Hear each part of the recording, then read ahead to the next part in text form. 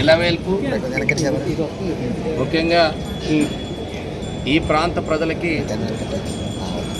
అతి ప్రాచీన కాలంగా ఉండే సెంటిమెంట్ ప్రపంచంలోనే ఎక్కడా లేని విధంగా సంవత్సరానికి ఒక్కమారు మాత్రమే నిజ రూపాన్ని దర్శించుకునేటువంటి అవకాశం ఉన్నటువంటి వరాహలక్ష్మీ నృసింహస్వామి వారిని దర్శించుకోవడం ఈ రకంగా ఎందుకంటే ఒక సంప్రదాయంగా అనేక సంవత్సరాలుగా మా తాతగారు తర్వాత మా నాన్నగారు తర్వాత నేను కూడా ఇదే ప్రదేశంలో నివాసం ఉండటం ప్రజాప్రతినిధిగా ఎన్నికయ్యేటువంటి అవకాశం కూడా ఉండడం కృపా కటాక్షాలను అనుకుంటాం.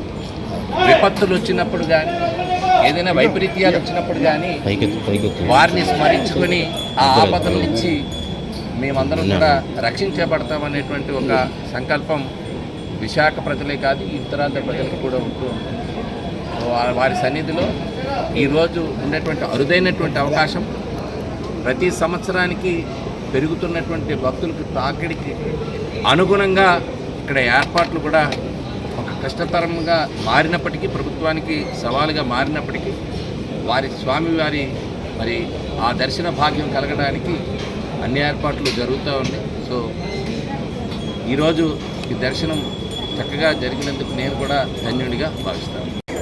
అందరికీ నమస్కారాలు. చందనోత్సవం పండగకి ప్రతి సంవత్సరం కూడా సింహాచలం దేవస్థానం వారు చాలా వైభవంగా సెలబ్రేట్ చేయడం జరుగుతూ ఉంది. ఇప్పుడే పూసపాటి వంశస్థులు శ్రీ పూసపాటి అశోక్ అజిత్రాజు గారు, గౌరవ గవర్నర్ గారు, ఆయన కుటుంబ సభ్యులు అందరూ కూడా దర్శించి రావడం జరిగింది. అలాగే హోమ్ మినిస్టర్ గారు మరియు నేను కూడా దర్శనం చేసుకోవడం జరిగింది. అన్ని ఏర్పాట్లు కూడా చాలా బాగా ఏర్పాటు చేయడం జరిగింది.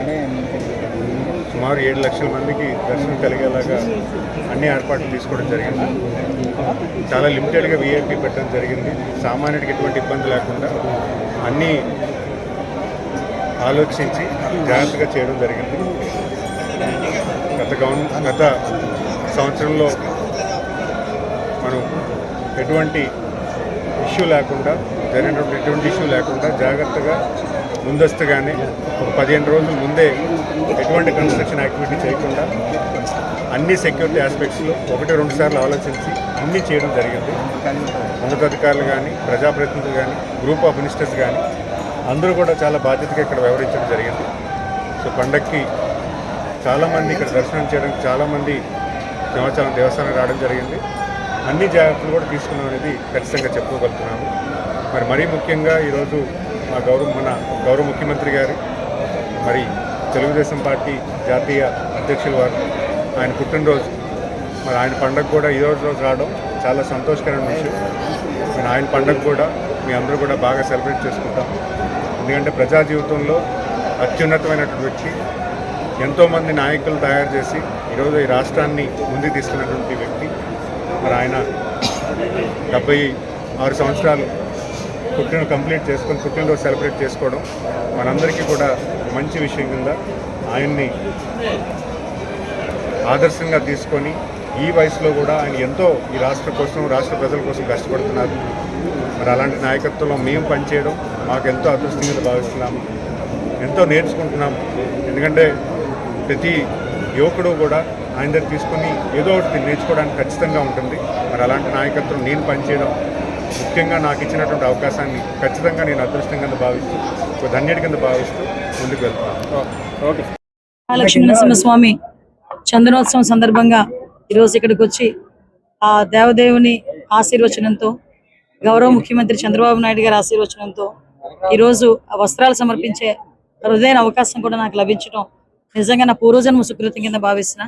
ఆ భగవంతునికి అధికారికంగా వస్త్రాలు సమర్పించి దర్శనం చేసుకొని ఆ దేవదేవుడు ఆంధ్రప్రదేశ్ రాష్ట్రంలో ఉన్న వాళ్ళందరికీ కూడా, అదేవిధంగా తెలుగు వాళ్ళు అందరికీ కూడా మంచి చేయాలని, మంచి జరగాలని, అందరూ కూడా ఆయుర ఆరోగ్యాలతో అష్టైశ్వర్యాలతో ఉండాలని, మరి ముఖ్యంగా ఈరోజు మా ముఖ్యమంత్రి, మనందరి నాయకుడు, దార్శనికత నాయకుడు నారా చంద్రబాబు నాయుడు గారు పుట్టినరోజు సందర్భంగా ఆయనకి ఆ దేవదేవుని ఆశీస్సులు ఉండాలని మనస్ఫూర్తిగా కోరుకుంటూ ఆయన సన్నిధానంలో నుండి ఆయనకి పుట్టినరోజు శుభాకాంక్షలు మేమందరం కూడా ఆంధ్రప్రదేశ్ రాష్ట్రం తరపున మేమందరం కూడా తెలియజేసుకుంటున్నాం. ఈ రోజు భక్తులకి కూడా అన్ని రకాల సదుపాయాలు కూడా కల్పించడం జరిగింది. అంతరాలయ దర్శనాలు నేను దగ్గరుండి ఇప్పటి వరకు చూసుకోవడం కూడా జరిగింది.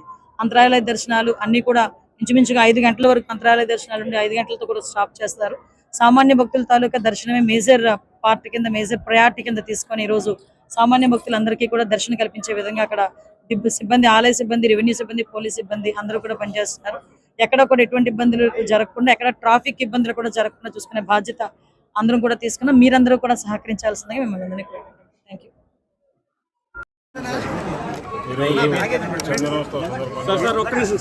సింహాచలం ఆలయంలో ఏర్పాట్లు కానీ దర్శనం చాలా బాగా జరిగింది. అలాగే ప్రభుత్వం గతాన్ని దృష్టిలో పెట్టుకొని ఈసారి ఎలాంటి సంఘటన జరగకుండా